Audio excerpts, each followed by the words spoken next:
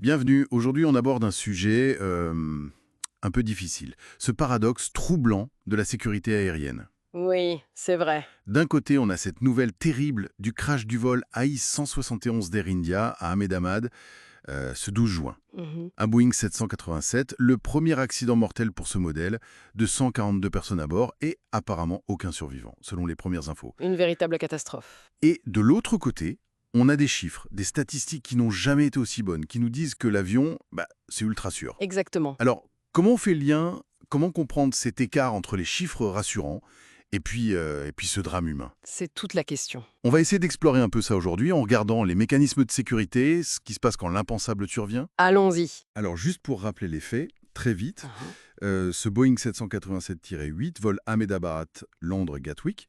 Oui. Il s'écrase juste après le décollage. Ouais, 230 passagers, 12 membres d'équipage. terrible. C'est un choc, c'est sûr.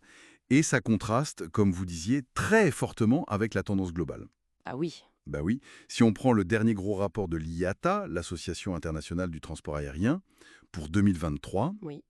ils décrivent une année record pour la sécurité, en tout cas pour les avions à réaction, les jets. Record. C'est-à-dire Zéro perte de coque, donc zéro avion irréparable ou perdu, et zéro accident mortel dans cette catégorie. Zéro. zéro accident mortel sur les jets en 2023. C'est fou quand on pense à Ahmedabad. C'est ça. Le seul accident mortel de 2023, c'était un avion à turbopropulseur, avec 72 victimes, et le taux global d'accidents, tout type confondu, était minuscule, 0,80 par million de vols. 0,80 par million, c'est difficile à se représenter. Tout à fait. L'IATA a même sorti une image pour ça. Au niveau de risque de 2023, il faudrait prendre l'avion chaque jour pendant plus de 100 000 ans 100 000 ans. pour statistiquement être exposé à un accident mortel.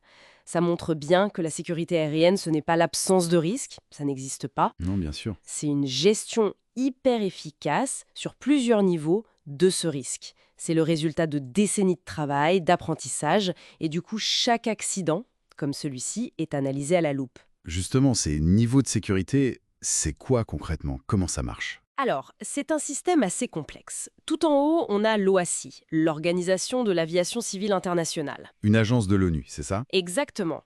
Elle fixe les standards mondiaux, par exemple la fameuse annexe 13 qui dit comment on doit faire les enquêtes techniques après un accident. D'accord. Et après, au niveau des pays? Chaque pays a ses autorités. En Inde, par exemple, c'est la DGAC qui veille à l'application des règles, surveille le trafic, collecte les données sur les incidents. Ok, donc des règles globales, une surveillance nationale, Et puis les compagnies aériennes elles-mêmes, bien sûr. Elles sont auditées de très près. comment ça? L'IATA, par exemple, a son propre audit, l'IOSA. C'est très poussé. Et les chiffres le montrent, hein. Les compagnies qui ont cette certification ont des taux d'accident bien plus faibles. D'accord. Et puis, il y a un facteur absolument clé, le facteur humain. Ah oui, on en entend souvent parler. On estime que les facteurs humains interviennent dans plus de 80% des accidents. 80%, c'est énorme. Oui, ça veut dire que la technique, c'est une chose, mais la formation des pilotes, des contrôleurs, des mécaniciens, c'est essentiel. Et aussi, promouvoir ce qu'on appelle une juste culture. Une juste culture, qu'est-ce que c'est? En gros, c'est créer un climat de confiance où un pilote, un technicien, n'importe qui, peut signaler une erreur, un problème, une inquiétude. Sans avoir peur de se faire sanctionner immédiatement. Voilà, pour que l'erreur serve de leçon à tout le système, pour qu'on puisse corriger les failles avant qu'un drame n'arrive. C'est un travail de longue haleine de maintenir cette culture. Et quand, malgré tout ça, l'accident arrive, comme pour AI 161, qu'est-ce qui se passe? On sait que l'Inde, Boeing, ont déjà lancé des enquêtes. Oui, immédiatement. Et ces enquêtes techniques, elles suivent des règles très strictes définies justement par l'OACI ou des règlements européens. Leur but est unique, la prévention. Uniquement la prévention. Uniquement. Il ne s'agit pas de trouver des coupables ou d'établir des responsabilités pénales ou civiles. Ça, c'est le rôle de la justice. C'est séparé. D'accord, c'est important cette distinction. C'est crucial pour que l'enquête technique puisse se faire avec le maximum de transparence et de coopération. Elle est menée par un organisme indépendant, en principe, Indépendant de qui? indépendant des autorités de l'aviation civile, des compagnies, etc. En France, c'est le BEA, par exemple, et il y a une forte coopération internationale. Entre quels pays? Entre le pays de l'accident, celui où l'avion est immatriculé, celui de la compagnie, mais aussi ceux du concepteur et du constructeur de l'avion. Donc Boeing, dans ce cas? Oui. Et bien sûr, l'élément central, c'est la récupération et l'analyse des enregistreurs de vol. Les fameuses boîtes noires. Exactement. Elles sont vitales pour comprendre ce qui s'est passé seconde par seconde. Donc tout un processus très encadré pour essayer de tirer des leçons de chaque drame. C'est ça l'idée. Et après, ce qui est fondamental, c'est de publier un rapport final, un rapport public, complet et si possible rapide. Pour que tout le monde apprenne. Voilà. Et d'ailleurs, c'est un point que l'IATA soulève dans son rapport 2023. Il s'inquiète un peu. Ah bon? Pourquoi? Parce que certains États tardent beaucoup ou parfois même ne publient pas leurs rapports d'enquête finaux.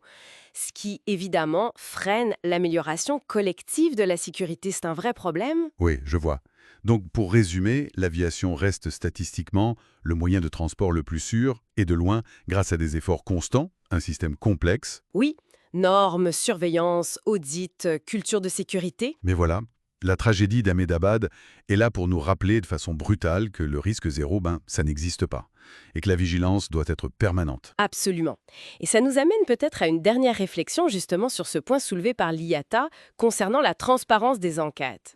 Si l'objectif numéro 1, c'est bien la prévention, comme le disent tous les textes, comment on s'assure que les leçons, parfois difficiles, tirées de chaque accident soient vraiment partagées partout dans le monde, surtout quand, on peut l'imaginer, des sensibilités nationales ou commerciales entrent en jeu. Quelle serait la prochaine étape pour renforcer cette transparence qui est, au fond, indispensable pour la sécurité de tous?